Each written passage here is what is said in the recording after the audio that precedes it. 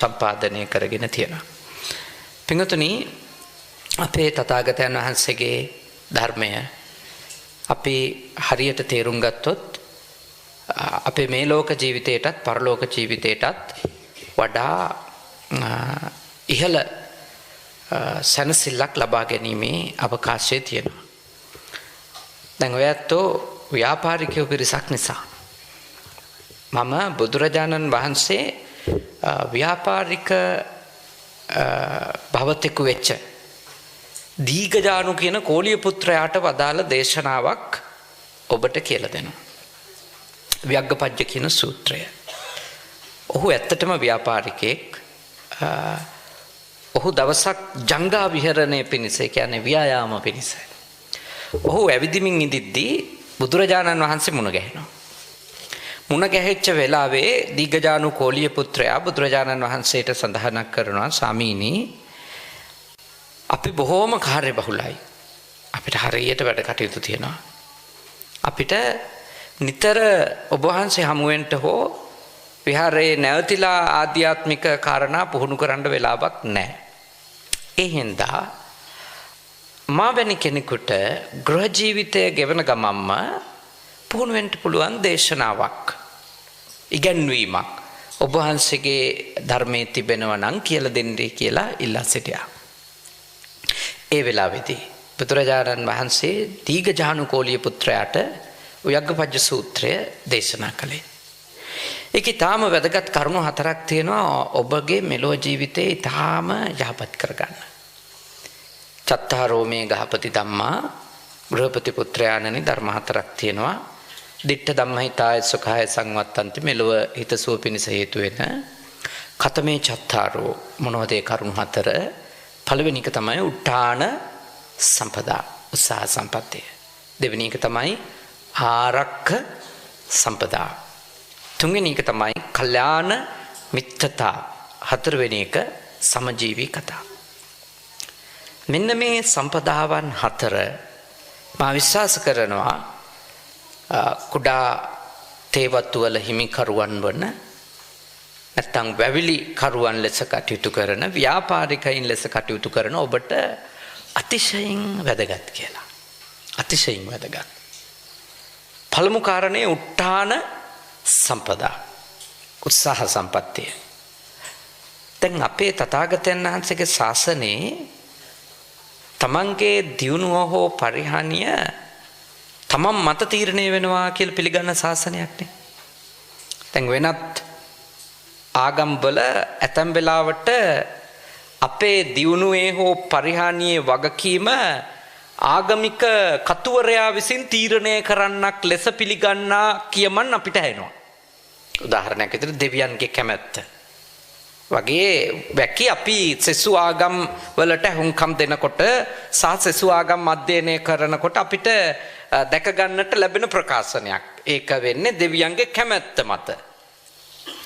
දැන් අපේ තථාගතයන් වහන්සේ කවදාකවත් අපිට කියලා නැහැ උන්වහන්සේගේ කැමැත්තට අනුව තමයි අපේ දේවල් හොඳ වෙන්නේ හෝ නරක වෙන්නේ කියලා. එහෙම කියලා නැහැ. තථාගතයන් වහන්සේ දේශනා කරලා තියෙන්නේ ඔබගේ දියුණුව හෝ ඔබගේ පරිහානිය කවුරු මත තීරණය වෙනවා කියලාද? තමන් මත. අත්ත දීපා විහෙරත භික්ඛවේ අත්ත සරණාන අනඤ්‍ය සරණා. මහණෙනි, තමාට පහන වෙන්න ඕනි, තමාට ආලෝකය වෙන්න ඕනි, තමාට දීපය වෙන්න ඕනි. කවුද? තමන්මයි. තමාගේ සරණ හැර වෙන කවුරෙකුගේවත් සරණක් නැත. ඒක අපේ අර ගැමියෝ කියනවා, තමා හිසට තම අතමය සෙවණැල්ල. ඒ තමයි අපේ ශාසනයේ ඉගැන්වීම. එතකොට අපි සාර්ථක වීමත් අපි මත තීරණය වෙනවා, අපි අසාර්ථක වීමත් අපි මත තීරණය වෙනවා. ඒක තීරකයෙක් එළියේ නැහැ. එළියේ තීරකයෙක් නැහැ. එතකොට ඔබලා ව්‍යාපාරිකයෝ විදියට සාර්ථක වීම හෝ අසාර්ථක වීම තීරණය කරන්නේ ඔබගේ හැසිරීම, බුද්ධිය, ඥානය සහ ඔබ විසින් සංසාරේ කරපු කර්ම. ඒවත් බලපාන. වාණිජ්‍ය කියලා සූත්‍රයක් තියෙනවා. ඒ සූත්‍රයේදී තථාගතයන් වහන්සේගෙන් සරියුත් හාමුදුරුවෝ ප්‍රශ්නයක් අහනවා මහරහතන් වහන්සේ. මොකක්ද අහන්නේ? ස්වාමීනි, සමහර කෙනෙක් විශාල මුදලක් යෙදෙව්වත් අල්පලාභයයි ලබන්නේ. සමහර කෙනෙක් ස්වල්ප මුදලක් යොදවලා විශාල ලාභයක් ලබනවා. හේතුව මොකද කියලා. එතකොට භාග්‍යවතුන් වහන්සේ මේ ලෝකයට අදාළ උත්තරයක් නෙවෙයි දුන්නේ. උන්වහන්සේ ඒ වෙලාවේ දීපු උත්තරේ තමයි, පින්වත් සාරිපුත්‍ර, එහෙම කෙනෙකුට අත්දකින්නට වෙන්නේ එයා සංසාරේ කරපු කර්මත් එක්ක. මොනවද? ඊටාම සිල්වත් ගුණවත් උත්තමයන්ට ආරාධනා කරලා ඊටාම උසස් පූජාවන්, ඉහළ පූජාවන් කරන්ට මගේ නිවසට වඩින්ට කියලා ආවට පස්සේ සල්ප දෙයක්වත් නොදී හෝ ඊටාම සල්ප දෙයක් දීලා රවට්ටලා බොරුවෙන් වංචා කරලා යවපු කෙනෙක් ඉන්නවා නම් එයා මේ භවයේදී එහි විපාකය විඳිනවා. කොච්චර ලොකු යෙදවීමක් සිද්ධ කළත් එයා ලබන්නේ අල්පලාභයක් පමණයි. සංසාරික බලපෑම. එතකොට ඒක දෙවියන්ගේ කැමැත්තවත් ඒක බුදුන්ගේ කැමැත්තවත් නෙමෙයි. එයාම වපුරපු දෙයක් එයාට නෙලන්න වෙලා. එයාම ඉඳපු එකක ඵලය එයා නෙලනවා. ඊළඟට උන්වහන්සේ වදාළ තවත් සමහර කෙනෙක් සංසාරේ ඇතැම් භවවලදී ඊටාම සිල්වත් ගුණවත් උත්තමීන්ට ආරාධනා කරනවා ඊටාම සුළු දෙයක්. මම ඔබ වෙනුවෙන් පූජා කරනවා වඩින්න කියලා. හැබැයි ආවට පස්සේ පොරොන්දුනාට වැඩි යමක් පූජා කරනවා, පිළිගන්වනවා, සතුටු කරනවා. අන්න ඒකේ ආනිසංස විදියට එයාට තථාගතයන් වහන්සේ දේශනා කරනවා සුළු දෙයක් යෙදෙව්වත් වැඩි ලාභ ලබන්න අවස්ථාව හම්බ වෙනවා කියලා. එතකොට ඒක සංසාර කර්ම. හැබැයි බුදුදහම පිළිගන්නවද ඔක්කොම සසර කර්ම කියලා? නැහැ. ඔක්කොම සංසාර කර්ම නෙමෙයි. හැමදේම සසර කරපු කර්ම අනුව තීරණය වෙන්නේ නැහැ. සාර්ථක වීම අසාර්ථක වීම. එක හේතුවක්. සංසාර කර්ම කියන එක, පෙර කර්ම කියන එක හේතුවක් විතරයි. එකම හේතුව නෙමෙයි. අන්න බුදුදහම ඊළඟට අපිට උගන්වනවා ඔබට දියුණු වෙන්න ඕන නම්, සාර්ථක වෙන්න ඕන නම් ඔබ ගාව තියෙන්න ඕනෑ කුමක්ද? උත්ථාන සම්පදා. උත්ථාන වීරිය. ඒක විග්‍රහ කරලා තියෙන්නේ මෙහෙමයි. උත්ථාන විරියාදී ගතා බාහා බල පඩචිතා සේදා වක්කිත්තා ධම්මිකා ධම්ම ලතා. උත්ථාන වීරිය තියෙන්න ඕනි. බාහුබලය යොතවල තියෙන්න ඕනි. දහඩිය වගුරුවල තියෙන්න ඕනි. ඊළඟට ධර්මානුකූල නිෂ්පාදනයක් කළා තියෙනවා. කියන්නේ බෞද්ධයෙකුගේ උත්සාහයයි ධාර්මික බවයි එකට යන්න ඕන. බෞද්ධයෙකුගේ උත්සාහවන්තකම සහ නීත්‍යානුකූල බව කියන එක දෙකම එකට තියෙන්න ඕන. එහෙම නැති වුණොත් විපාකය අනිත් පැත්තට එනවා. විපාකය අනිත් පැත්තට එනවා. කොච්චර උත්සාහවන්ත වුණත් අධාර්මික නම් එයින් බරපතල අයහපතක් එයාට දවසක භුක්ති විඳින්න වෙනවා. මොකද අපිට කවදාකවත් පරලොව අමතක කරලා හම්බ කරන්න පුළුවන් කමක් තියෙනවා කියලා බුද්ධාගමේ කොතනකවත් කියලා නැහැ. අපි ධනය හම්බ කරද්දී, ධනය පරිභෝජනය කරද්දී, ධනය සම්බන්ධව සියලු කටයුතු වලදී අපි වග වෙන්න ඕනේ. කුමක් ගැනද? මට මේ ආත්මෙ විතරක් නෙමෙයි තියෙන්නේ, මට පරලෝ ජීවිතයකුත් තියෙනවා කියන ඒක දැනන් ඉන්න ඕනේ. මම මැරෙන කෙනෙක් කියලා තේරුම් අරන් ඉන්න ඕනේ. මම ලෙඩ වෙන කෙනෙක් කියලා තේරුම් අරන් ඉන්න ඕනේ. මම වයසට යන කෙනෙක් ඉඳලා කියලා තේරුම් අරන් ඉන්න ඕනේ. එහෙම තේරුම් නොගෙන ධනය හම්බ කිරිල්ල බුදුදහම කියන්නේ.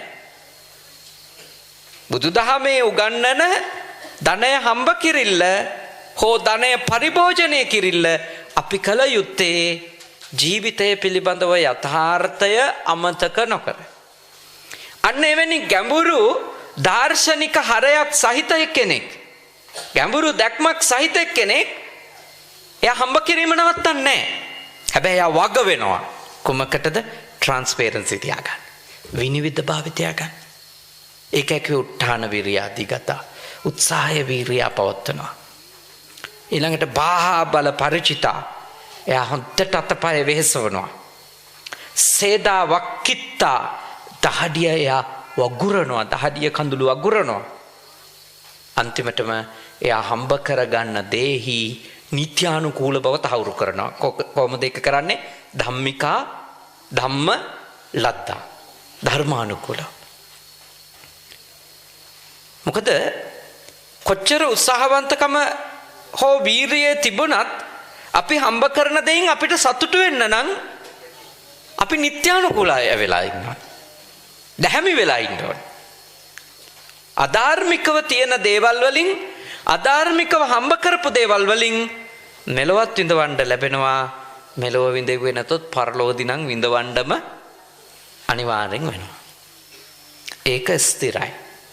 ඒ හින්දා මම ඔබට යෝජනා කරනවා, ඔබ ව්‍යාපාරිකයෝ, කුඩා තේවතු හිමිකරුවෝ, මේ හැම ගෙදරකම ඉන්න අයට මං විශ්වාස කරනවා අඩුමක් කර භාගයක්වත් ඇති කියලා නේ. හැමෝම පාහේ කුඩා තේවතු වලට සම්බන්ධ හෝ රබර් හෝ මොකක් හරි ව්‍යාපාරික ඉන්නැත්තෝ ඔබ හැම කෙනෙක්ම වග වෙන්න ඕනි කුමකටද? ධර්මානුකූලව තමන්ගේ දියුණුව ලබා ගන්න. දැන් කෙනෙකුට එන්න පුළුවන් ප්‍රශ්නයක්. මොකද්ද? දැහැමිව හම්බ කරලා නිත්‍යානුකූලව විතරක් අපිට අපේ අරමුණු සපුර ගන්න තරම් දෙයක් උපය ගන්නට ලැබෙයිද කියලානේ. ඒක තමයි ගොඩකට තියෙන නිත්‍යානුකූල සීමාවේ රැඳී නොසිටින්ට පොළඹවන කාරණේ. ධර්මානුකූල බව ඉක්මවන්ට මිනිස්සු පෙළඹිලා තියෙන කාරණේ තමයි ඒගොල්ලෝ කල්පනා කරනවා දැහැමිව හිටියොත් එහෙම අපේ ගමන යන්න පුළුවන්ද කියලා. දැන් බලන්න, මම දන්නේ මේක කර්ම විපාකයක්ද මොකද්ද කියලා. දැන් ලෝකේ ගෝලීය උණුසුම වැඩි කරන්නට දැඩි දායකත්වයක් දීපු බලගතු රටක් තමයි ඕස්ට්‍රේලියාව. ගෝලීය උණුසුම කියන එක වර්ධනය වෙන්න ඕස්ට්‍රේලියාවේ දායකත්වය ඉතා ඉහළයි. ඉතා ඉහළයි කියන්නේ ඒගොල්ලෝ තමයි ගල් අඟුරු, ලෝහ වැනි දෑ විශාල ප්‍රමාණයක් මුළු ලෝකෙටම අලෙවි කරන්නේ. කොට ඒ දේවල් ලෝකයට ලබා දෙනකොට ඒව දහනය කරන ප්‍රමාණය වැඩි වෙන්න ලෝකයේ මේ ගෝලීය උණුසුම කියන එක මොකක් වෙනවද? අධික වෙනවා. අද ඕස්ට්‍රේලියාවේ මොකද වෙලා තියෙන්නේ? බිලියනයක් නේ සත්තු මැරලා තියෙනවා. 30 දෙනෙකුට අධික මිනිස්සු මැරලා තියෙනවා. ගෙවල් 300ක් ගිනි අරගෙන විනාශ වෙලා තියෙනවා. ඒ කියන්නේ ඒව අපිට තර්කානුකූලව මේක නිසා මේක වුණා කියලා පෙන්වන්න බැරි වුණාට ඒගොල්ලෝ උණුසුම් කරපු ලෝකයම ඒගොල්ලොන්ට දැවී යන පරිසරයක් උදා කරලා තියෙනවා. කර්මය කියන්නේ එහෙම තමයි. කර්මයේ හැටි එහෙමයි. එහෙනම් අපි වග වෙන්න ඕනේ. දැන් බලන්න මම එනකොට දැක්කා මේ පාරේ නේ මිනිසාගේ අවශ්‍යතාවය වෙනුවෙන් පාර කාපට් කරනු ලැබුවා. හැබැයි ඒ අවශ්‍යතාවය වෙනුවෙන් සබාදහම සම්බන්ධව නිවැරදි සක්්‍යතා අධ්‍යයනයකින් තොරව කරන ලද කැපීම් හින්දා දරුණු නායයම් දෙකක් අපි එන මාර්ගයේ දැක්ක. ඇත්ත වශයෙන්ම එතනින් එනකොට ඇඟ හීතල වෙනවනේ. මට හිතා ගන්න බෑ ඒ වයි ඉන්න අහිංසක මිනිස්සු මේ වරුසාවක් එනකොට කොයි වගේ මානසිකත්වයක නිදා ගන්නව ඇත්ද කියලා. දැන් මේ අපේ අවශ්‍යතාවලට කරපු වැඩනේ ඔය. හැබැයි අපේ අවශ්‍යතාවලට කරන දෙය නිවැරදි සක්්‍යතා අධ්‍යයනයකින් තොරව කරොත්, පරිසරය ගැන නොහිත කළොත්, ගහකොළ ගැන නොහිත කළොත්, සතා සීපාව ගැන නොහිත අපේ සාර්ථකත්වයට හෝ අපේ පහසුවට දේවල් කළොත් ඔය වගේ රිටර්න් එකක් එනවද නැද්ද? එනවා. ඔය නෙලන්නේ අපි වපුරපුවද නැද්ද? අපි වපුරපුවා. දැන් ඔතනින් යන වාරයක් පාසා ඔය ඇත්තන්ගේ පපුව පිච්චෙනවද නැද්ද? පිච්චෙනවා. මිනිසා කරපු දෑ. මේ තේරුම් ගන්න. කර්ම විපාක කියන්නේ ඕවට. අපි ක්‍රියාවක් කරනවා. ක්‍රියාව වැරදි නම් ප්‍රතිඵලය අපිට වැරදියට එනවා. අපි ක්‍රියාවක් කරනවා. ක්‍රියාව යහපත් නම් ඒකේ ප්‍රතිඵලෙත් අපිට ලැබෙනවා. ඒ නිසා ඔබ වැවිලිකරුවෝ. හැබැයි වැවිලිකරුවන් වන ඔබ මහ පොළොව සමග ඊටාම සිහි කල්පනාවෙන් වැඩ කරන්න ඕන. මහ පොළොවට සීමාව ඉක්මවලා අයුක්තියක් කරන්න එපා. සීමාව ඉක්මවා අයුක්තිය කරන්න එපා. සීමාව ඉක්මවලා මේ මිහිමවට රිද්දුවොත් හිංසා කරොත් ඒකේ ප්‍රතිවිපාක මිනිස්සුන්ට විඳින්න වෙනවා. ඒක තේරුම් ගන්න ජීවත් වෙන්න. සංවර්ධනය කරන්න. ඔබගේ වගාවන් කරගෙන යන්න. ඒත් හැමතිස්සෙම තේරුම් අරන් ජීවත් වෙන්න. අධිවේගීව හැම අඟලකින්ම නිෂ්පාදනයක් කරනවද නැත්නම් වනපියසත් ආරක්ෂා කරගනිමින් අපේ නිෂ්පාදන ක්‍රියාවලිය කරනවද? ඒ ගැන වැවිලිකරුවන් වන ඔබ එක වතාවක් නෙමෙයි මම යෝජනා කරනවා 100,000 වතාවක් හිතන්න. මොකද ඊටාම දරුණු පෑවිලි කාලවලදී සමහර විට ඔබේ වගාව ආරක්ෂා කරලා දෙන්නේ මතක තියාගන්න ඔබ ඉතුරු කරපු පුංචි වනතීරුව කියලා. හොඳ වහින කාලෙට නම් ඒ වනතීරුව තියෙන හරියෙත් ඒ ගස් ටිකක් ඉඳුව නම් කියලා හිතෙන්න පුළුවන්. සියලු මහගස් නැති වුණා නම් හොඳයි කියලා හිතෙන්නත් පුළුවන්. වර්ෂාවෙම හොඳට තියෙන කාලෙදී. හැබැයි මතක තියාගන්න. අධික පෑවිල්ල එන වෙලාවට තේ දැල්ලක් හරි ඉතුරු වුණොත් ඉතුරු වෙන්නේ කිලෝ 2-3ක් හරි කඩා ගන්න පුළුවන් වුණොත් කඩා ගන්න පදනමක් හැදෙන්නේ අපේ අතරතුර ඉතුරු කරපු ලොකු ගස් ටිකින්. ඔක්කොම නැති කරලා අපේ සාර්ථකත්වය ගැන කවදාකවත් හිතන්න එපා. ඒක හිතන්න එපා. එහෙම හිතුවොත් අපි පිරිනව. දියුණු වෙන්න පුළුවන්. හැබැයි ඒ දියුණුව සස්ටේනබල් කියන එකට අදාළ නැහැ. කියන්නේ තිරසාර නැහැ. දරණීය නැහැ. බුදුදහමේ ඉගැන්වුවේ දරණීය තිරසාර සංවර්ධනයක් ලබන්න.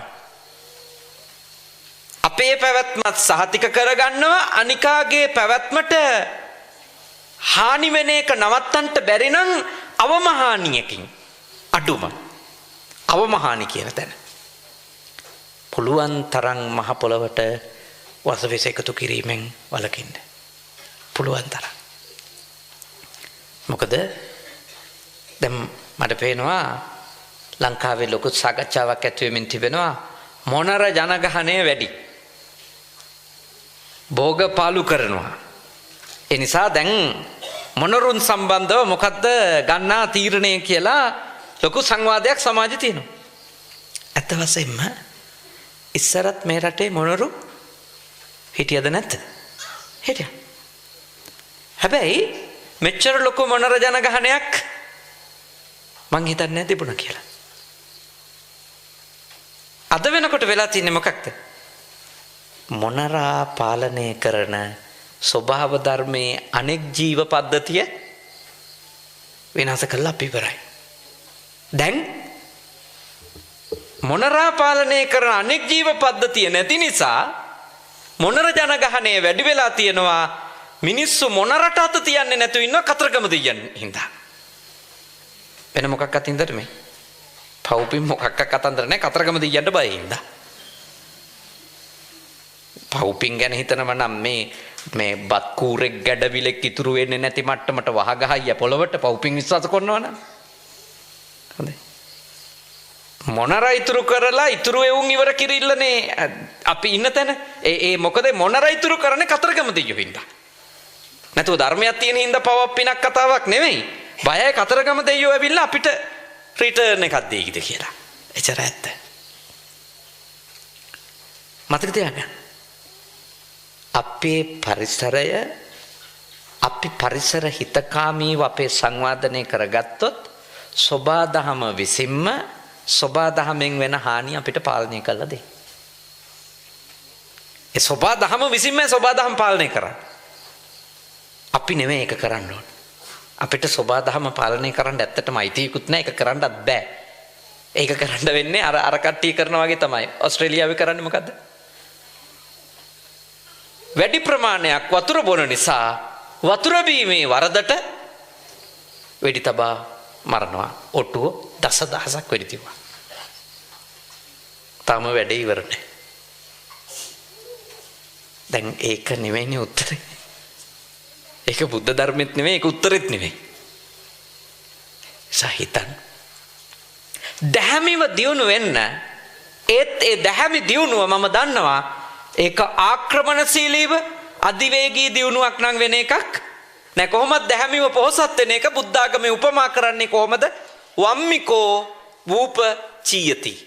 මොන වගේද? වේයෙක් හුඹක් බඳිනවා වගේ. හිමින් හිමින්. හරි හිමින්. ඉස්සර ගොම මැටි ගාපු ගෙවල් තිබිච්ච අය ඉන්නවද මෙතන? ඉන්නව නේ? අපේ ගෙදර තිබුණා. අපේ ගෙදර අපි චූටි කාලේ ගොම මැටි ගෑවා. අපේ අම්මා කවදාවත් පොල්ලතු හැවිල්ලපු අපේ ගෙදර ගොම මැටි ගාද්දි බිම පිටිපස්සේ තිබිච්ච කණ්ඩියෙන් පස් කපන් ආවේ නැහැ. මොකද කරේ? හුඹහකින් තමයි පස් අරන් ආවේ. හුඹස් මැටි තමයි ගත්තේ. මං ඒ කාලේ මට ඇත්තටම පොඩි කාලේ එහෙම ප්‍රශ්න තිබුණා හුඹස් හොය ඉන්නේ මොකටද කියලා. මෙච්චර පස් කන්ද තියෙද්දි. ඒගොල්ලෝ අපිට ඒව තේරුවෙත් නැහැ මේකයි කාරණේ කියලා. ඒගොල්ලෝ පුරුද්දට කරේ. ඒගොල්ලොන්ගේ අම්මලත් ගත්තේ හුඹස් මැටි. ඒ නිසා අපේ අම්මලත් එහෙම හුඹස් මැටි ගත්තා මිසක ඒකේ කතාව ඒගොල්ලෝ තේරුම් කරන්න තරම් දැනුමක් ඒගොල්ලොන්ට තිබුණේ නැහැ. නමුත් ගොමත් එක්ක කලවම් කරලා හුඹස් මැටි අනලා ඒ පොළවේ ගෑවම ඒක සාමාන්‍ය පස් වගේ කෙටි කාලයකින් දූවිලි බවට පත් වෙලා අතු ගෑවිලා යන්නේ. අනේ මාස ගණනාවක් බොහෝම හොඳට අල්ලලා හිටිනවා. පැරණි චෛත්‍ය රාජාණන් වහන්සේලාගේ ගඩොල් නිර්මාණය කරද්දී අරගෙන තියෙන්නේත් මොන මැටිද? හුඹස් කඩපු පස් වලින් පුච්චපු ගඩොල් තමයි අරන් තියෙන්නේ. ඒකෙන් පේනවා මොකද්ද? හුඹස් මැටියෙන් කපපු ගඩොල හුඹස් මැටියෙන් ගොම මැටි ගාපු බිම අනිත් ඒවට වඩා දිගු කාලයක් පවතිනවා. ඒ කියන්නේ මොකද්ද? හුඹහක් හදන වේයා ඊටාම සියුම්ම තෝරනවා කලවන් නොවු පසක්. ඒ කලවන් නොවු ඊටාම පිරිසිදු පසක් පාවිච්චි කරලා හදපු හුඹහා එහි පස බොහෝම ශක්තිමත් දිගු කාලීනයි. භාග්‍යවතුන් වහන්සේගේ උපමාව මොකක්ද කියන්නේ? වේයෙක් බඳින හුඹහක් වගේ පිරිසිදුව සෙමින් ඔබගේ සාර්ථකත්වය ලබා ගන්න. ඒ සාර්ථකත්වය තිරසාරයි, දිගු කාලීනයි, කෙටි කලකින් ඉවර වෙන්නේ නැහැ. හුඹහක මැටි ශක්තිමත් වගේ ඔබ දැහැමිව හම්බ කරපු ධනයත් ඔබට හදිසියේ අහිමි වෙන්නේ නැහැ. වැරදි පාරේ ගිහිල්ලා හොරමරකම් කරලා කපටිකම් කරලා වංචා දූෂිත වැඩ කරලා ඔබ ධනය හම්බ කරගත්තොතින් දන්නේම නැති වෙලාවල් වල හිතන්නේවත් නැති වෙලාවල් වල ගෙවන්න වෙනවද නැද්ද? ගෙවන්න වෙනවා. අඩුම ගෙව්වේ නැතත් ඒවා තමන්ගේ ගාව තියෙන හැම තප්පරයකම විඳවිල්ලක් තියෙනවද නැද්ද? විඳවිල්ලක් තියෙනවා. බයක් තියෙනවා. තැතිගැනීමක් තියෙනවා. අසහනයක් තියෙනවා. මොකද හිත දන්නවා මේවා හරි ධනය නෙමෙයි කියලා. එහෙනම් අපේ පින්වත් පිරිස ඊටාම බුද්ධිමත්ව, ඊටාම ප්‍රඥාවන්තව ධනය හම්බ කිරීමේදී වග වෙන්න ඕනේ. අපි අපායේ නොවන විදියට ධනය හම්බ කරගන්න. බුද්ධාගම අහන්නේ හම්බ කරන ගාන කීයද කියලා. ඔබට හම්බ කරන්නට ආස තරම් ප්‍රමාණයක් හම්බ කරගන්න පුළුවන්. වග වෙන්න ඕන එක කරුණක් වෙනුවෙන් විතරයි කුමක්ද? හම්බ කරන විදිය නිත්‍යානුකූල වෙන්න. හම්බ කරන විදිය ධර්මානුකූල වෙන්න. කෝටි කීයක් තියෙද කියලා අහන්නේ නැහැ. කෝටි කීයක් තියෙද කියලා බුද්ධාගමට වැඩක් නැහැ නේ. හැබැයි අහනවා ඒ කෝටි ගාන ඔබ උරුම කරගත්තු විදිය නිවැරදිද? යහපත්ද? සත්පුරුෂ ක්‍රමයක්ද? ඒ ගැන වග වෙන්න ඕනේ. ඒ ගැන තාම කල්පනාකාරී වෙන්න ඕනේ. මොකද නැත්තම් ගෙවන්න වෙනවා. මේ ආත්මේ ගෙවන්න උනේ නැතොත් ඊළඟ ආත්මේ ගෙවන්න වෙනවා.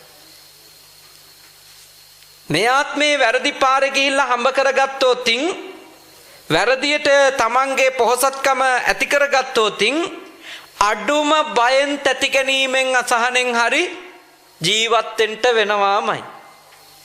ඒකනම් කිසිම සැකයක් නැහැ. නිකන් හිතන්නකෝ මෙහෙම. හොරෙන් අනුන්ගේ ගහක කොලක දෙයක් කඩාගෙන එන මිනිස්සෙක් ඉන්නවා කියලා. එයාගේ ගාව දැන් ඒ ගෙනා පුතේ තියෙනවා.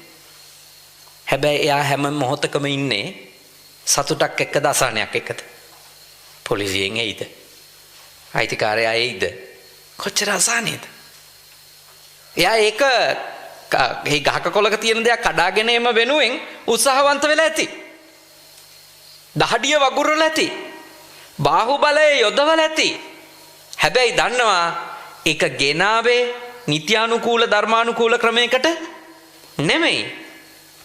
අන්න ඒ විදියට ගෙනාවොත් අනිවාර්යෙන්ම විපාකේ විඳින්න වෙනවා. මෙලොව විඳවිල්ල පරලොව විඳවිල්ල ඉද තප්පති පෙච්ච තප්පති. ඒ වෙලාවෙත් තැවි තැවි ඉන්න වෙනවා. පස්සෙත් තැවි තැවි ඉන්න වෙනවා. පාපකාරී පව්කර තැනැත්තා උභයත්ත තප්පති. ඒ අවස්ථා දෙකේම තැවෙනවද නැත? තැවෙනවා. පාපම් මේ කතන්ති තප්පති. මම පව් කරලා තියෙනවා නේද කියලා හිතන වාරයක් පාසා තැවෙනවා. බිහියෝ තප්පති දුග්ගතින් ගතෝ. අපායට ගිහිල්ලා ගොඩාක් එයාට තැවෙන්න විඳවන්න කාරණා යෙදෙනවමයි. එහෙනම් ඔබ දුප්පත්ද පොහොසත්ද කියලා ඔබගේ ගේ අනුව පාවිච්චි කරන වාහනේ අනුව මනින්න බෑ ධර්මයෙන්. එහෙම මනින්න බෑ. ඔබ දුප්පතෙක්ද පොහොසතෙක්ද කියන එක තීරණය වෙන්නේ ඔබගේ හදවතට අනුව. ඔබයි දන්නේ ඔබ පයින් ගියත් ඔබ කොච්චර දැහැමිද කියලා. කොච්චර නිවැරදිද කියලා. ඔබ කොච්චර සැනසෙල්ල යනවද? කොච්චර සතුටින් ඉන්නවද? ඔබගේ ගෙදර කැම මේසේ බත් ව්‍යංජන 7-8ක් නොතිබෙන්න පුළුවන්. ඔබ කන්නේ එක ව්‍යංජනයක් එක කැම ටිකක්. ඒත් ඔබ දන්නවා මගේ ළමයින්ට කන්න දෙන්නේ වැරදි පාරේ ගිහිල්ලා ගෙනාපුවා නෙමෙයි. හරිද? හරිද? නිවැරදි මම. මගේ දරුවන්ට දෙන දේ නිවැරදි. දැහැමි නිත්‍යානුකූලයි. මතක තියාගන්න. ඒ සැනසෙල්ල වැරදි පාරේ ගිහිල්ලා මේ ලෝකේ රස මසවුළු භුක්ති විඳින මිනිහට විඳින්න හම්බෙන්නේ නැහැ. විඳින්න හම්බෙන්නේ නැහැ. ඒ නිසා මා ඔබට යෝජනා කරනවා මොන හේතුවක් නිසාවත් කොයි වෙලාවකවත් විශ්වාස කරන්න එපා වැරදි පාරෙන් පොහොසත් වෙන්න නම්. ඒක විශ්වාස කරන්න එපා. ඒක හිතන්න එපා. ඒකට ආස වෙන්න එපා. අපි නවතින්නේ මේ ලෝක වශයෙන් හිරේ විලංගුවේ වැටිලා. නින්දා පහස විඳලා. අපවාදයට උපවාදයට ලක් වෙලා. පරලෝක වශයෙන් අම්මු හිඟන්න වෙලා කොටින්ම කිව්වොත් වැරදි අධාර්මික ධනය හම්බ කරොත් බල්ලෝ කපුට වෙලා. උපදිනවා කියලා නේ ධර්මයේ කියන්නේ. එතෙන්ට වැටෙන්න එපා. උත්තාන වීර්යය පවත්ත ගන්න. අකණ්ඩව තමන්ගේ අරමුණ කරා යන්න. ළමයින්ට හොඳට උගන්න ගන්න. ඒ අතරතුරේ තමන්ගේ වෘත්තියේ සාර්ථක වෙන්න නම් ඒ වෘත්තියේ දැනුම ලබා ගන්නත් උනන්දු වෙන්න. දැනුම ලබා ගන්න. නව තාක්ෂණය ලබා ගන්න උනන්දු වෙන්න. ඒ උත්සාහය තියෙන්න ඕනේ. ඇත්තටම අපේ අසාර්ථක වෙලා තියෙන්නේ ගොඩක් වෙලාවට අපි හම්බ කරන්නේ නැති හින්දා නෙමෙයි. දෙවෙනි කාරණේ ප්‍රශ්නේ. මොකද්ද? හම්බ කරන දේ හරියට කළමනාකරණය කරගන්න නැති නිසා. එනම් ආරක්ක සම්පදා දෙවෙනි ගුණය. ආරක්ක සම්පදාව නැති වුණොත් කොච්චර හම්බ කරත් වැඩක් තියනවද? වැඩක් නැහැ. අර පිරිමැස්ම තියෙනවා. දැන් මහතුරු ව්‍යාපාරිකයෝ නිසා ඔබතුමන්ලට තථාගතයන් වහන්සේ දේශනා කළා හම්බ කරන ධනය කොහොමද පරිභෝජනය කරන්න ඕන කියලා. ඒකේන භෝගේ බුඤ්ජය. හම්බ කරන ධනයෙන් ඔබගේ නිෂ්පාදනයෙන් එක කොටසක් පරිභෝජනයට ගන්න. ද්විහි කම්මං පයෝජයේ කොටස් දෙකක් මොකක් කරන්නද? ආයෝජන කරන්න, ඉන්වෙස්ට් කරන්න. චතුත්තංච නිධාපෙය්‍ය හතරවෙනි කොටස ඉතිරි කරන්න. ආපදාසු වයසදී විපත් කරදර ප්‍රශ්න එන වෙලාව කොයි වෙලේද කියලා කියන්න කාටවත් බෑ. නියං කාලෙන්න පුළුවන්. නායයන් වෙන්න පුළුවන්. ගංවතුර කාලෙන්න පුළුවන්. මේ රත්නපුර දිස්ත්‍රික්කයේ ඔය ඔක්කොම ටික දැන් තියෙනවනේ නේද? ඔය සියල්ල තියෙනවා. නායයන්ෝ දරුණු නියග කාලා තියෙනවා. තේගත් වේලිලා පිච්චිලා යන කාලා තියෙනවා. ඊළඟට අවුරුද්දකට සැරයක්වත් මැයි ජුනි වෙනකොට ගංවතුර එනවා. දැන් එතකොට අපි අවබෝධ කරගන්න ඕනේ මේ දේවල්. එතකොට අපි වසරේ හම්බ කරද්දී හම්බ කරපු දේවල් වියදම් කරද්දී ඔය ස්වභාවික විපත් කාලවලට Tamanට මූණ දෙන්න වෙනවා කියන එක ඔළුවේ තියෙන්න ඕනේද නැද්ද? ඔළුවේ තියෙන්න ඕනේ. ඒව බුද්ධියෙන් කල්පනා කරන්නේ නැතුව මේ කාලේ වෙනකොට අපේ පළාතට වහිනවා. මේ වැස්ස එක්ක අනිවාර්යෙන්ම ගංවතුර එනවා. එතකොට දලු මිලට වෙන්නේ මේක. දලු ප්‍රවාහනය කරන්න මාර්ග පද්ධතිය නැති වුණාට පස්සේ අත් වෙන ඉරණම මේක. ෆැක්ටරි වැහුනම වෙන්නේ මේක. Tamanට තියෙන්න ඕනේ අදහසක්. මොකද බොහෝ දෙනෙක් හම්බ කරනවා. ලැබෙන කාලෙට සිහිසුන් නෑනේ. ඇත්තටම සිහිසුන් වෙලා ඉන්නේ. සිහිය නැති වෙලා. ගන්නවා වේදන් කරනවා. අතට එන හැම මුදලකින්ම බොහෝම ආස්වාදජනක ජීවිත ගෙවන්න යනවා. ඒක හරියට බුදුහාඳුර උපමා කරා වැවක වතුර එන දොරටුත් ඇරලා පිට වෙන දොරටුත් එක සැරේ ඇරියොත් මොකද වෙන්නේ? එන දොරටුයි පිට වෙන දොරටුයි එක විට ඇරියොත් එතන වැවක් වෙන්නේ නැහැ. ඒ වගේ තමයි. කොච්චර හම්බ කරත් නාස්තිය වියදම අධික නම් සාර්ථක වෙන්න බෑ. එහෙනම් පරිභෝජනයට 4න් 1යි. 4න් 2ක් ආපහු ව්‍යාපාරයටම දාන්න ඕනේ. තවත් එක් කොටසක් ඉතිරි කර ගන්න ඕනේ. කරදර විපත්ති වෙලාවට. දැන් ඕවා කරගන්න බැරි වෙන්නේ ඇයි? ඕවා කරගන්න බැරි වෙන්නේ අපේ කලමනාකරණයේදී අපි ඇති කරගනු ලබන දුබලකම් හින්දා. අපි අපේ පුද්ගලික ජීවිතේ කලමනාකරණය කරගන්න විදිය ආර්ථික ජීවිතයට සම්බන්ධයිද නැද්ද? අතිශයින් සම්බන්ධයි. දැන් මේ මහත්තුරු ඉත්තිදුත්තෝ ස්ත්‍රීන්ට ලොල්ලුනෝ ව්‍යාපාරිකයෝ අතට කීයක් හරියනවා.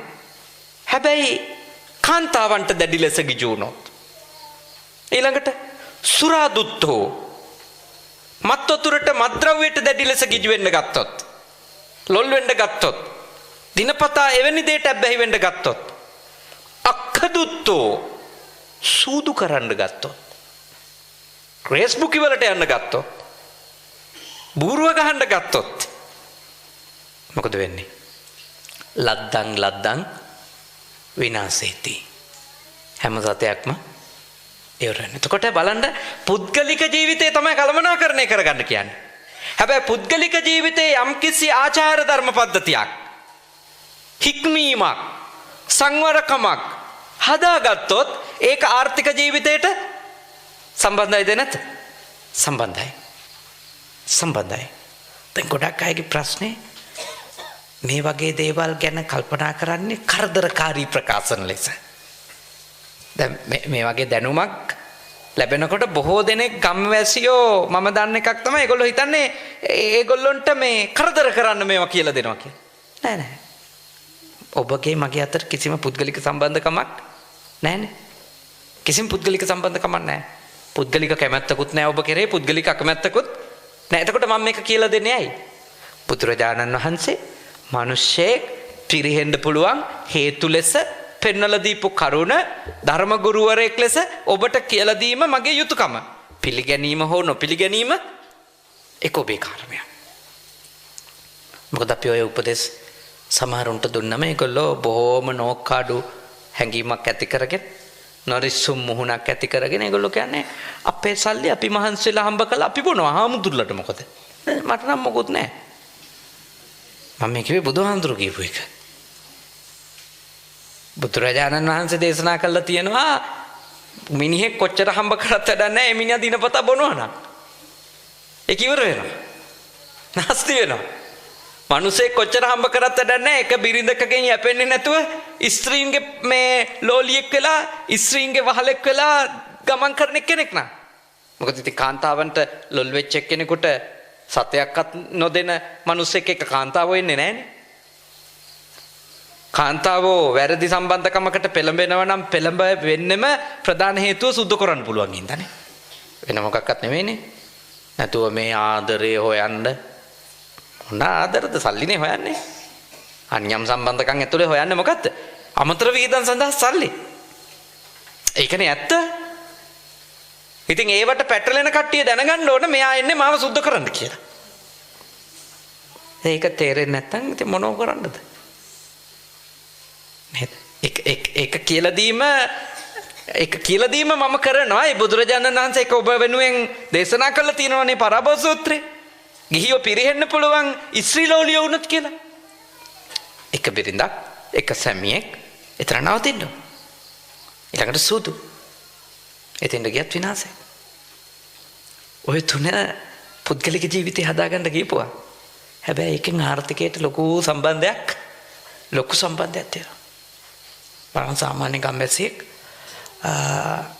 දවසට රුපියල් 500ක බිව්වොත් මාසෙට එයා දන්නේම නැතුව රුපියල් 15000ක් බාරකට දෙනවා. සාමාන්‍ය ගම්වැසියෙක් දවසට රුපියල් 500ක බිව්වොත් එයා දන්නේම නැතුව මාසෙකට රුපියල් 15000ක් බාරකට දීලා තියෙනවා. එයා දන්නේවත් නැහැ ඒක.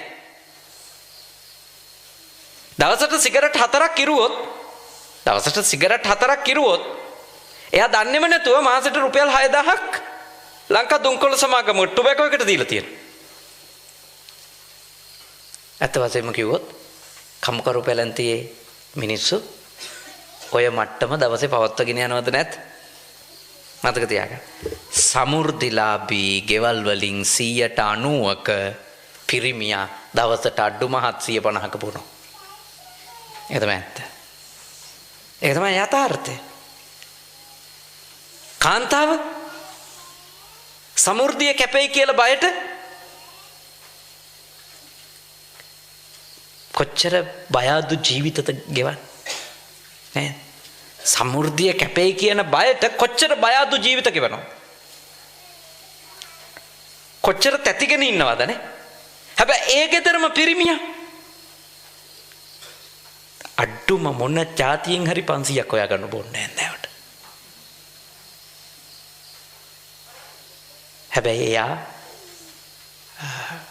ඒක නවත්තලා දාන්න තීන්දුවක් ගත්තොත් අඩුම ඒ තාත්තා ඒක පාලනය කරන්න තීන්දුවක් ගත්තොත් ඒ ගෙදර ආර්ථික ජීවිතේ කොච්චර උඩට ගෙන්න පුළුවන්ද? හිතන්න. අපේ ප්‍රශ්නේ සල්ලි හම්බ කරන්නේ නැති එක නෙවෙයි.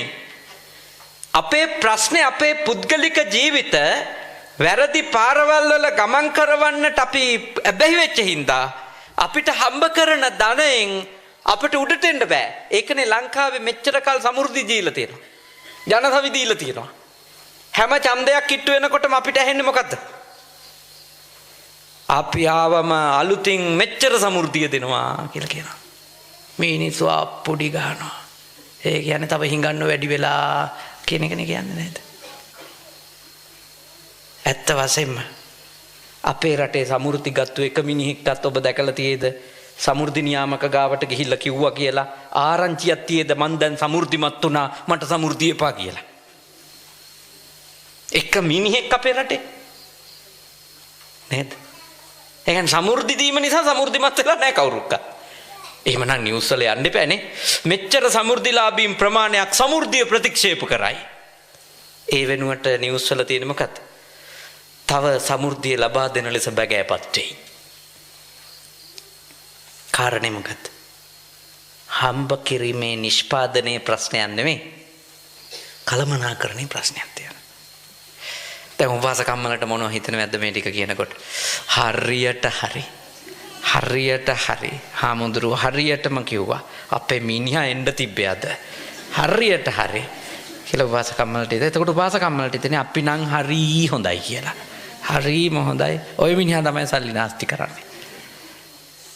ඇත්තම කාරණේ තමයි ඔය නාස්තියම වෙන විදියකට උපාසකම්මලත් කරනවා. ඒ වෙන විදිය උන්දලා බොන්නේ නැහැ. එහෙම නැහැ මේ මිනිසුන්ට පුද පුද යන්නෙත් නැහැ අතේ තියෙන සල්ලි ටික. ඒවා කරන්නේ නැහැ උපාසකම්මලා. උපාසකම්මලගේ ප්‍රශ්නේ තමයි උපාසකම්මලට හිතෙනවා මුළු රත්නපුරේම තියෙන ප්ලාස්ටික් සහ ඇලුමිනියම් අපේ ගෙදර තිබුණා නම් හොඳයි කියලා. ඒ උන්දලා සීට්ටු දාදා රටේම තියෙන දහජරාව ගෙදර ගේනවා. අර මිනිස්සයා සහ උපාසකම්ම අතර 아무තු වෙනසක් නැහැ. දෙන්නම මොලයක් නැතුව සල්ලි විනාශ කරනවා. ඒ තමයි ඇත්ත. සමා වෙන්න කිව්වට. ඒ තමයි ඇත්ත. මොකද මට මේ උපාසකම්මලගේ මූණු බැලුවන් කියන්න පුළුවන් 500 සීට්ටු කීයද 1000 සීට්ටු කීයද කියලා. මට කියන්න පුළුවන් මූණු බැලුවා. මම අර එක මාත්‍යෙක්ගේ මූණ බලලා ඇහුවා මාත්‍යා ඉස්කෝලේ මාත්‍යෙක් නේද කියලා. ඒ මාත්‍යා බුදුම වුණා. මම මට මූණු බලලා කියන්න පුළුවන් හරියටම සීට්ටු කීයක් දාලා තියෙද කියලා. තේරුම් අරන් ජීවත් වෙන්න. ඔය යන පාර හරිම පාර නෙවෙයි. තා ටිකක් ජීවිතය ගැන ඥානවන්තව හිතන්න. ණයකාරකමේ ගිහිල්ලා රටේම තියෙන කුණු ගොඩවල් වලින් අපේ ගෙදර පුරව ගන්නවාද? නේද? අද තියෙනවනේ කුඩා ණය දෙන සමාගම් නේ මයික්‍රෝ ෆිනෑන්ස් කියලා. ශුද්‍ර මූල්‍ය සමාගම් ගම් වසාගෙන පැතිරිලන් තියෙන්නේ. අධික පොලියටනේ. දරුණු ණයකාරකම් වල කාන්තාව පැටලෙමින් ඉන්නවනේ. දරුණු ණයකාරකම් වල. සුළුපටු නැහැ.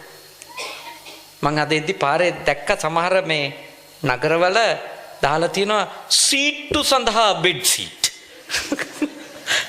අත වශයෙන්ම මං අද ඉදි දැක්ක එකක්. මම මගේ රියදුරු කිරියල්ල හරියදී මං හිතන්නේ. මගේ රියදුරු මල්ලිට මේ පෙන්න ගන්න මට ඒක බැරි වුණා මේ ඒක පස්සන ඉක්මනින්ම සීට්ටු සඳහා බෙඩ් සීට්.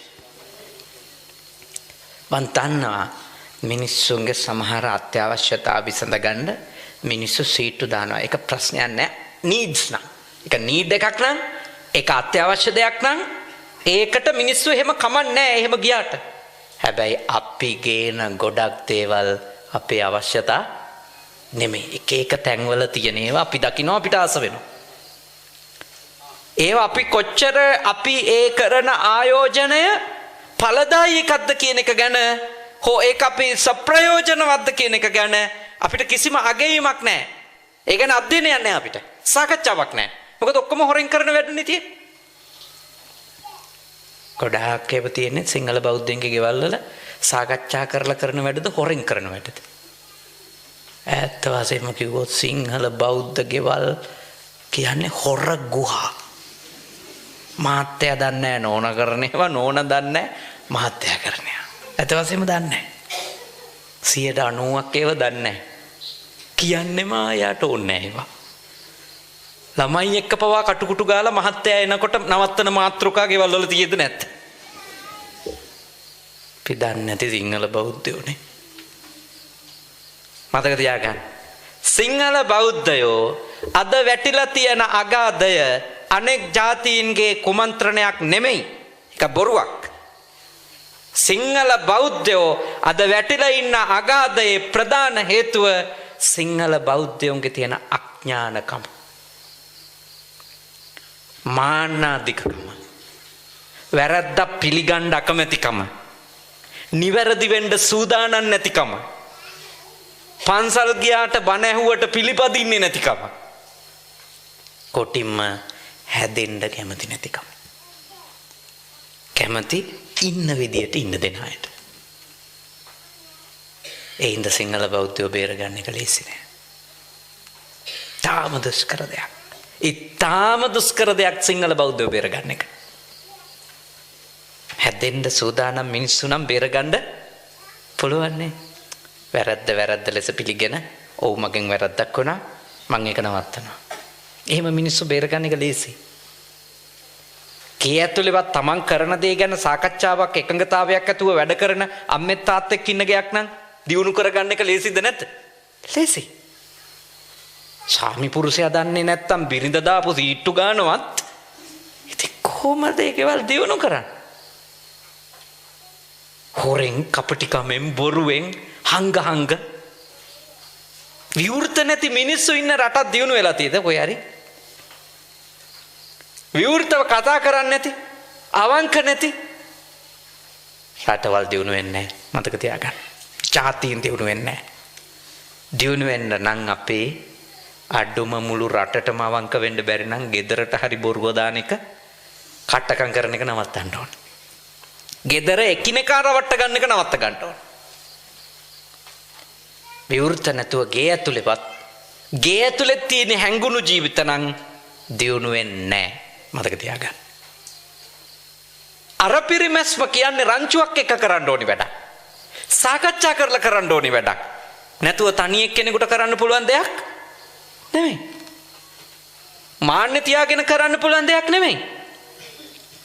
දැන් ගෙදරක ලයිට් ටික හරි පාවිච්චි කරද්දි ලයිට් බිල් අඩු කරන්න හරි අම්මා තාත්තා දරුවෝ එක්ක ඒ ගැන සාකච්ඡා කරන්න කැමති වෙන්න ඕනි.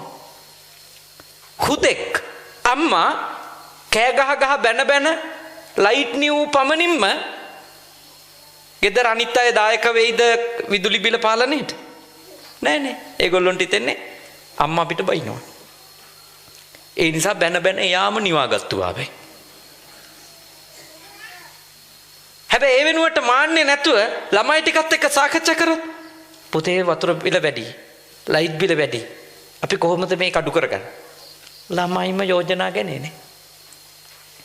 ළමයිම කියයි මේක කරන්න ඕනේ කියලා.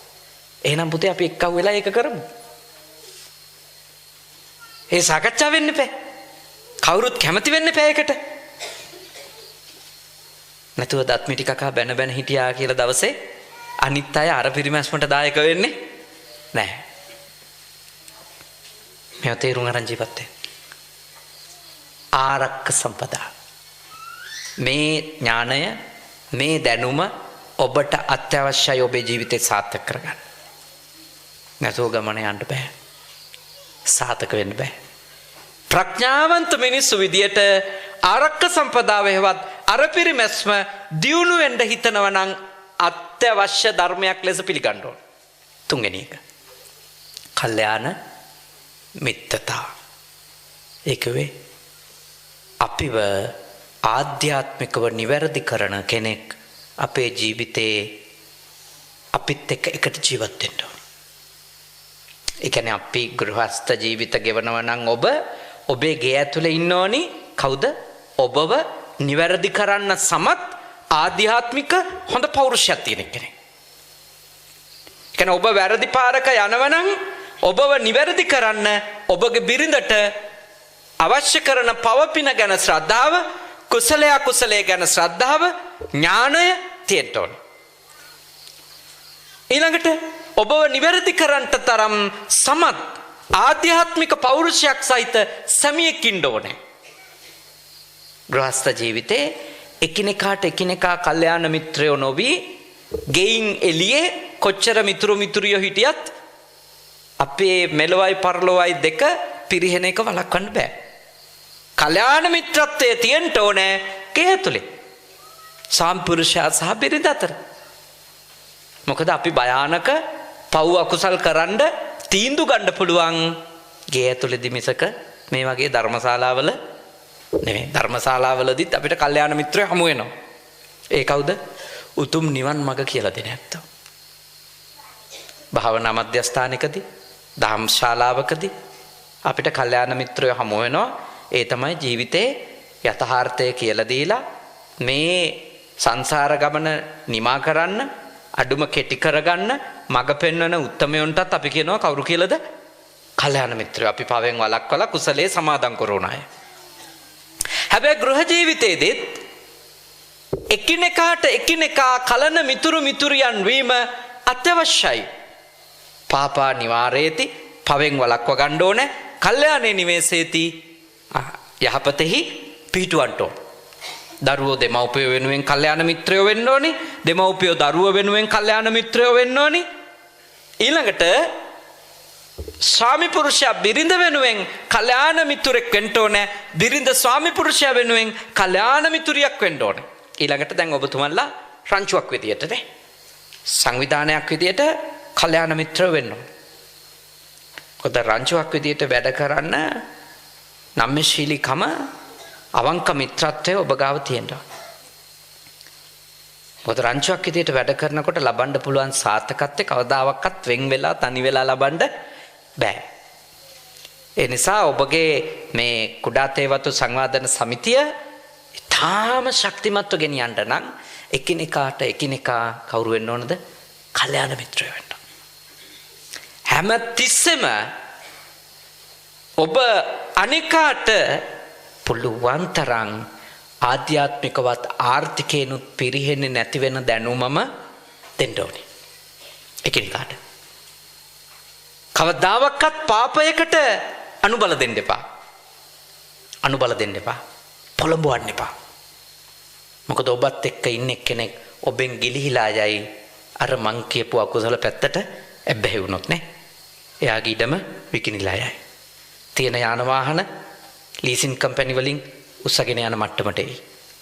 ඔබට ඇත්තටම මිත්‍රත්වයක් ආදරණීය හැඟීමක් බැඳීමක් ඔබගේ රංචුවේ අනිකා ගැන තියෙනවා නම් ඔබ කරන්න ඕන දේ වැරදි පාරේ යනවා පේනකොට රංචුවක් විදියට එක්ක අහුවෙලා යාව ගලව ගන්න කටයුතු කරන්න ඕන. අම්තවලට යන්න දෙන්න එපා. සීමාව පන්නගෙන කිසිම දුසිරිතක ඔබේ ටීම් එකේ අයට යන්න දෙන්න එපා. එහෙම වුණොත් ඔබ දැන් 9 වෙනි වතාවටත් එකතු වෙලා ඉන්නවා වගේ 109 වෙනි වතාවටත් එකතු වෙයි මේ මිතුරු සංගමේ අය. මතක තියාගන්න. හැබැයි පිරිහෙන දේවල් වලින් එකිනෙකාව බේරගත්තොත් ඒකට කැප වෙන්න ඕන. අනෙක් ජාතීන් ඇත්තටම සාර්ථක වෙන්නේ ඒගොල්ලොන්ගේ සංසද හරීම එක්කෙනෙක් වැටෙනකොට එයාට වැටෙන්න නොදී එයාව ආරක්ෂා කරනවද නැද්ද? ආරක්ෂා කරනවා. උදව් කරනවා. දාලා දුවන්නේ.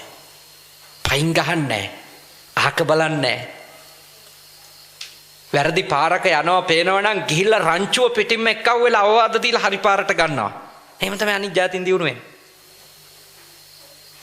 අනිත් ජාතින් අහම්බෙල්ලස දිනු වෙලා නෙමෙයි. ඒගොල්ලෝ ටීම් වර්ක්. තාම ඉහලින් රංචු මානසිකත්වයෙන් වැඩ කරනවා. ඔබලාට රංචුවක් විදියට හිතන්න පුළුවන් නම් තනිව හිතීම වෙනුවට තමන්ගේ පැත්තෙන් අනේකා ගැනත් හිතන මට්ටමට හිත දියුණු කරගන්න පුළුවන් නම් ඔබලා වැටෙන්නේ නැතුව ඉස්සරහට යයි. ඕන දෙයක් ජය ගන්න පුළුවන් වෙයි. ගෙදරත් කල්යාණ මිත්‍රත්වය ඕනි. සංවිධානයක් විදියටත් කල්යාණ මිත්‍රත්වය ඕනේ. නැතුව ගමනක් නැහැ. මිත්‍රත්වය බිඳ වැටිලා හතුරුකම ආවොත් ඒ ගෙදරත් පිරියනවා, ඒ සංවිධානෙත් පිරියනවා. භාග්‍යවතුන් වහන්සේගෙන් දවසක් භාග්‍යවතුන් වහන්සේ ගාවට ඇවිල්ලා ආනන්ද තෙරුන් වහන්සේ සඳහනක් කරනවා ස්වාමීනි මේ ශාසනයෙන් හරියටක්ම තියෙන්නේ කල්යාණ මිත්‍රත්වය නිසා නේද කියලා. භාග්‍යවතුන් වහන්සේ මොකද සඳහන් කරන්නේ? උන්වහන්සේ දේශනා කරනවා මා හේවං ආනන්ද. ආනන්ද එහෙම කියන්න එපා. මේ ශාසනයෙන් හරියටක් නෙමෙයි.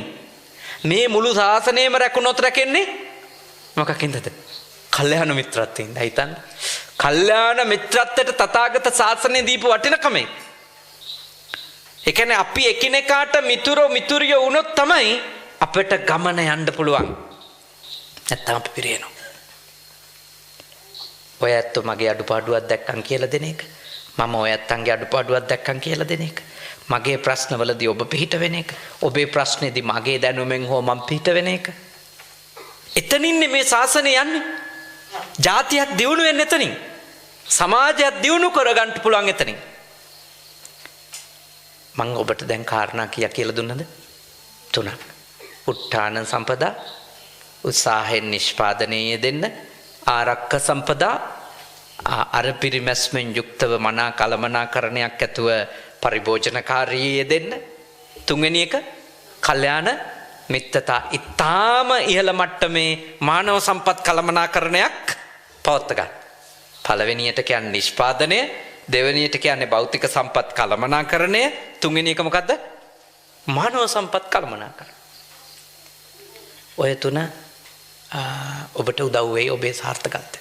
තායක කරුණක් තියෙනවා. නමුත් මම ඔබට ප්‍රාමාණික වෙලාවක් ධර්ම කරුණු කියලා දුන්නා. පැයක පමණ වෙලාවක්. ඒ නිසා මීට එහා මම මේ දේශනේ දික් කරන්නේ නැහැ. උත්තාන සම්පදා ඉගෙන ගත්තා, ආරක්ක සම්පදා ඉගෙන ගත්තා, කල්යාණ මිත්‍රතා ඉගෙන ගත්තා. ඉතින් ඉමහත් ශ්‍රද්ධාවෙන් මේ ආයතනේ ගරු සභාපතිතුමන්, ලේකම්තුමන්, ඒ වගේම භාණ්ඩාගාරිකතුමිය ඇතුළු වේවැල්වත්ත කුඩා තේවතු සංවර්ධන සමිතිය, ඒ සමාජිකාවන් ඉතාම ලස්සන පින්කමක් හොඳට සූදානම් කරගත්තා. වර්ෂාවෙන් චූටි බාධා පැමිණුණත් ආපු පිරිස හැම කෙනෙක්ම ඉතාම ශ්‍රද්ධාවෙන් මේ දේශනාව හොඳට ශ්‍රවණය කරා. තා විශාල පිරිසක් බෞද්ධ නාලිකාව ඔස්සේ මේ දේශනාව තව අවස්ථා ගානකදී ශ්‍රවණය කරනවා. ඉතින් මේ උතුම් පින්කම නිමා වෙන වෙලාවේ අපි මේ පින් අනුමෝදනා කර සිටිමු. විශේෂයෙන්ම මේ පින්කම සංවිධානය කරපු කුඩා තේවතු සංවර්ධන සමිතිය වේවැල්වත්ත අයගේ මූලික බලාපොරොත්තුව ත්‍රිවිධ හමුදාවේ, පොලිසියේ, සිවිල් ආරක්ෂක බලකායේ, විශේෂ බලකායේ මියගේ රණවිරුවන්ට මේ පින් අත් වේවා කියන පැතුම. ඒ සියලු දෙනා මේ පින් අත් කර ගනිත්වා. ඊට අමතරව විශේෂයෙන්ම අපවත් වී වදාළ දරණාගම කුසල ධම්ම ස්වාමින් වහන්සේටත්, විශේෂයෙන්ම අද දවසේ මේ පින්කමේදී විශේෂ දායකත්වයේ ගත්ත විශ්‍රාමික පාඨශාලාචාර්ණී රූපා පෙරේරා මහත්මිය, එච්.කේ. චන්ද්‍රදාස මහත්මයා ඇතුළු ඒ පවුලේ ඇත්තන් නමින් මියගිය සියලුම ඥාති මිත්‍රාදීන්ටත්, ඔබ හැමදෙනා නමින් මියගිය සියලු දෙනාටත්, ඒ අභාවයටපත් මේ අවස්ථාවට සහභාගී වී සිටින මෙම මැතිණියගේ ස්වාමි පුරුෂයාණන් රංජිත් සොයිසා මැතිතුමාටත්, ඔබ හැමදෙනාගේම නමින් මියගියපු අනෙක් සියලුම ඥාති හිත මිත්‍රාදීන්ටත් මේ පින් අත් වේවා. උතුම් අමා මහ නිවනම අවබෝධ වේවා. සාදු සාදු සාදු. ඒ වගේම විශේෂයෙන්ම මේ උතුම් පුණ්‍ය කටයුත්ත සඳහා අපිට ආරාධනා කිරීම කටයුතු වලට විශේෂයෙන්ම අපකැපවීමෙන් කටයුතු කරන්නට යෙදුනේ අපේ හිතවත් සජිත් බණ්ඩාර මහත්මයාණන්. එතුමන් අවස්ථා 4ක් පමණ කොළඹට පැමුණුණා ඔබ වෙනුවෙන් මේ පින්කමට අපිව මතක් කරන්න. මං හිතන්නේ දුරකථන ඇමතුම් එක 20කට 30කට වැඩිය එතුමා මා වෙත ලබා දීලා තියෙනවා පින්කමට වැඩම කරවා ගැනීම තහවුරු කරගන්න. ඔබ මෙහි පින්කම සූදානම් කරන්න අපකැප වුණා වගේම සජිත් බණ්ඩාර මහත්මයාණනුත් බොහෝ අපකැපවීමක් කරා. එතුමනුත් අපි බොහෝ කාලයක් තිස්සේ දන්න අඳුනන සත්පුරුෂ මහත්මයෙක්.